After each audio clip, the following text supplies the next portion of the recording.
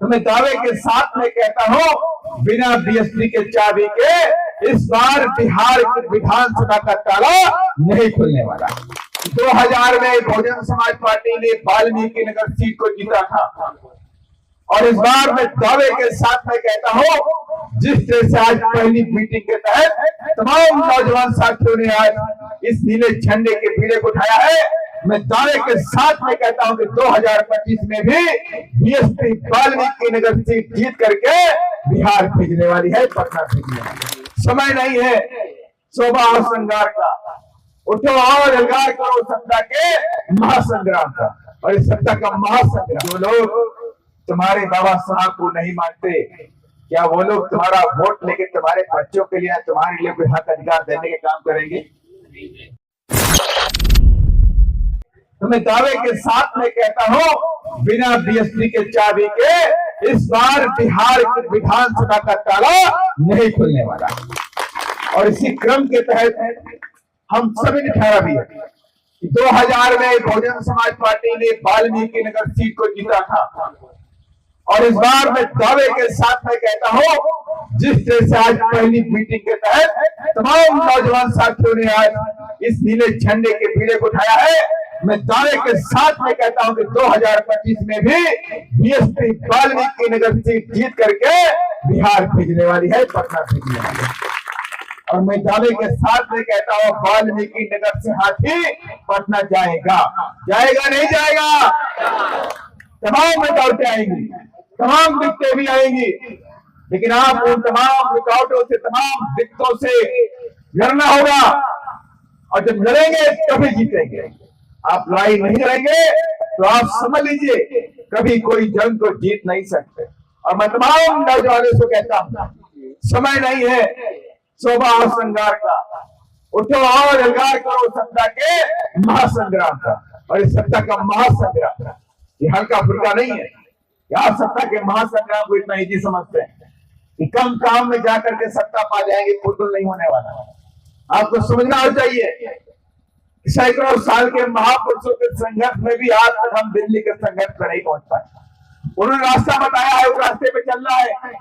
इसके लिए माननीय कांसीराम साहब, बाबा साहब डॉक्टर अम्बेडकर ने पूरा जीवन लगा दिया और दिल्ली की सत्ता तक हम पहुंच नहीं पाए, लेकिन पहुंचते पहुंचते रह गए। लेकिन माननीय कांसीराम साहब को उस संघर्ष से उत्तर प्रदेश के अंदर बहुजन समाज के लोगों को राजा बनाने का काम किया और जिसके तहत आप सबके शहर में रहना उत्तर प्रदेश की एक बार नहीं, दो बार नहीं, 3-3 बार मुख्यमंत्री बने। और ऐसा नहीं है कि हम कमजोर कहीं से भी। अगर बहुजन समाज के लोग अगर बिहार में ठान ले तो बिहार के अंदर बहुजन समाज पार्टी के बढ़ते कदमों को रोक नहीं सकता। और मैं दावे के साथ में कहता हूं, अगर आज सब लोग निकल पड़ो तो बीएसपी के बिना या बीएसपी की सरकार को कोई रोक नहीं सकता। और उसी काम में हम सब लगे हुए हैं। और आप सब लोग जानते भी हैं, बिहार को लंबे समय तक लूटा गया है, जातिवाद फैलाया गया है, माफियावाद, गुंडा राज यहाँ कायम किया गया है। आपके बगल में जिला पड़ता है पडरौरा। आपको मालूम है कि जब माया बहन जी उत्तर प्रदेश की मुख्यमंत्री बने तो गुंडे, मवाली, बलात्कारी, भूमाफिया उत्तर प्रदेश को छोड़कर दूसरे प्रदेशों की तरफ भाग गए थे। किसी की हिम्मत नहीं थी कि गुंडे मवाली वहां रुक जाए और किसी की हिम्मत नहीं थी कि गरीब बहू बेटे की तरफ याद उठा करके भी देख ले। लेकिन बिहार के अंदर मैं देखता हूँ आए दिन अत्याचार, बलात्कार, हत्याएं मेरी बहनों के साथ में, युवाओं के साथ में रोज हो रहा है। उनकी हत्याएं की जा रही है।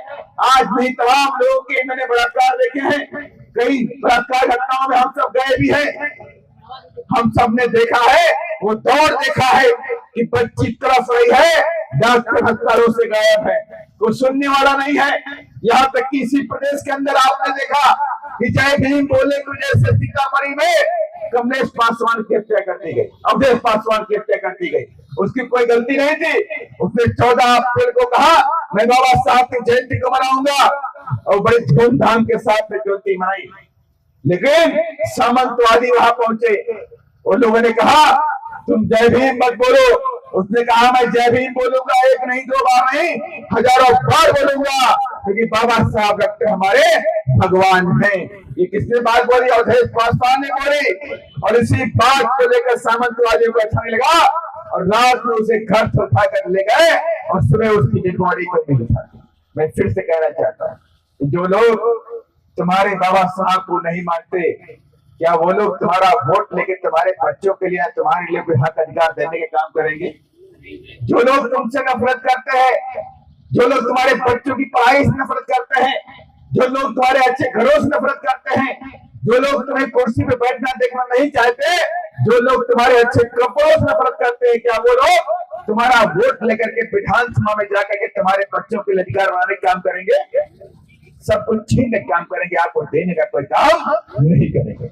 अभी अरविंद जी ने बोल रहे थे 3-3 डिसमिल जमीन देने का वादा किया गया, लेकिन आज तक बिहार सरकार ने 3 डिसमिल जमीन में गरीबों को देने का काम नहीं किया। लेकिन बहुजन समाज पार्टी कहती है, बहुजन समाज पार्टी के मौजूद कांशीराम साहब ने हम सबको नारा दिया था, जो जमीन सरकारी है वो जमीन हमारी है। और मैं फिर कहना चाहता हूँ, ये नारा बिहार में है और बिहार में भी लागू हो करके रहेगा।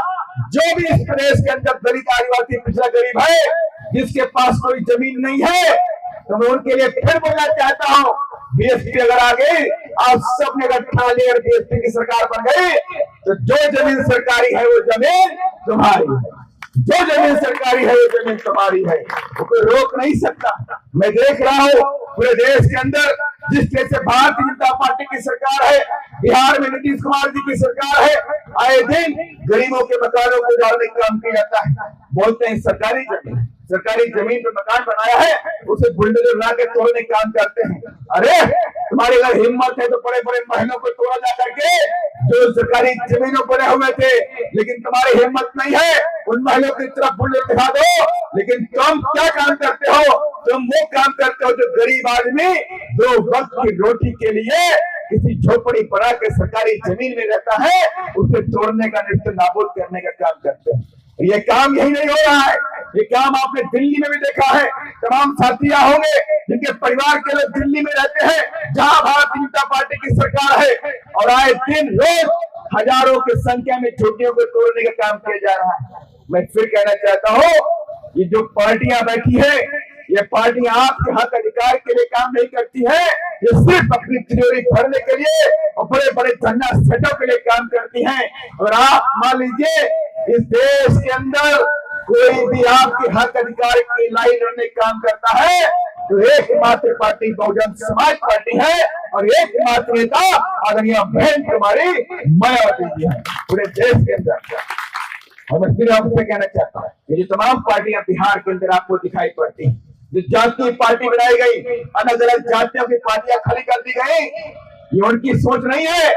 कोई भी माननीय कांशीराम साहब ने कहा था कि बहुजन समाज ही पूरा, जो बहुजन समाज है, चाहे तेली हो, तमोली हो, चाहे यादव हो, चाहे गोरी हो, चाहे प्राची हो, चाहे निषाद हो, चाहे बंध हो, मिला हो, तो तमाम जातियां हैं, चाहे आपका रविदास हो, चाहे पासी हो, चाहे पासवान हो, चाहे मांझी हो, ये जो तमाम जातियों के लोग हैं, इनकी सबकी अपनी एकमात्र पार्टी है बहुजन समाज पार्टी। ये माननीय कांशीराम साहब ने हम सबको एक प्लेटफॉर्म दिया, और बहुजन समाज पार्टी देश के 3 नंबर की राष्ट्रीय पार्टी है। ये ऐसे नहीं बनी है, ये मीडिया से नहीं बनी है, माफियाओं से नहीं बनी है, गन्ना सेठों के पैसे से नहीं बनी है, एक खून पसीने और संघर्ष के जरिए बहुजन समाज पार्टी आज भी चट्टान बन के पूरे देश के अंदर बहुजनों के साथ में खड़ी हुई है, और 3 नंबर की राष्ट्रीय पार्टी वोट बैंक के हिसाब से आज भी आपके बीच है। और मैं आपसे कहना चाहता हूँ, आपको गर्व होना चाहिए, आपको गर्व होना चाहिए। जो बिहार के अंदर नीतीश जी की पार्टी हो, चाहे आरजेडी वाली पार्टी हो, चाहे वीआईपी पार्टी हो, चाहे आपकी देखिए उनकी लोक जनशक्ति पार्टी हो, ये जो तमाम पार्टियां हैं, इनका वजूद बिहार के आगे 2 किलोमीटर भी नहीं।